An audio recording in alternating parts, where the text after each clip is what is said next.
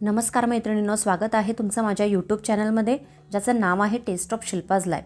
आजची आपली रेसिपी आहे झटपट अगदी 15 मिनिटात होणारी आलू टिक्की।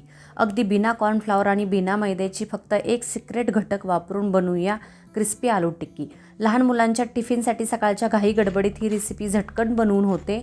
तर चला वेळ न घालवता आजची रेसिपी स्टार्ट करूया। एका बाउलमध्ये 3 उकडलेले बटाटे घेतलेले आहेत। एक मुठभर पुदिना कापलेला टाकायचा आहे। अगदी 2 मिरच्या ठेचून टाकायच्या आहेत। 2 चमचे लिंबाचा रस टाकायचा आहे। त्यानंतर 1 चमचा चिली फ्लेक्स टाकूया। चिली फ्लेक्स नसतील तर लाल तिखट टाकलं तरी चालेल।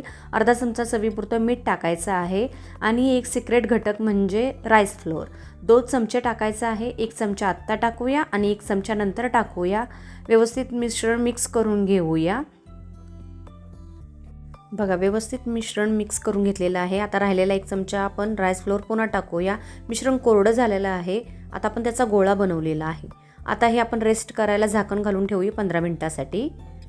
15 मिनिटं झालेली आहेत। आता आपण याचे गोळे बनवून घेऊया छोटे छोटे। हाताला जर मिश्रण चिकटत असेल तर थोडा तेलाचा हात घेऊया आणि असा गोळा करून थोडासा दाब देऊन पॅटी बनवूया त्याची। अशा पद्धतीने सगळ्या मिश्रणाचा गोळा बनवून घ्यायचा आहे किंवा टिक्की तयार करून घ्यायची आहे। बघा, व्यवस्थित झालेल्या आहेत सगळ्या।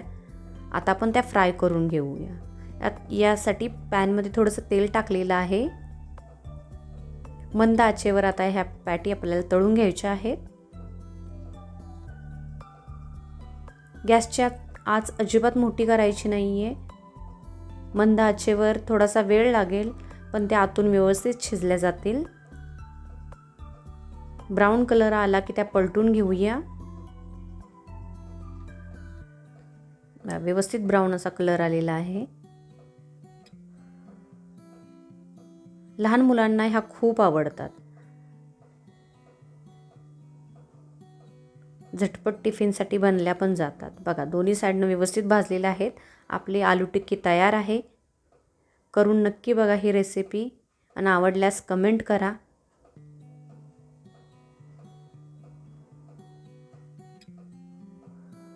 कशी वाटली ही रेसिपी ने मला नक्की सांगा आणि माझ्या चॅनलला सबस्क्राइब करा।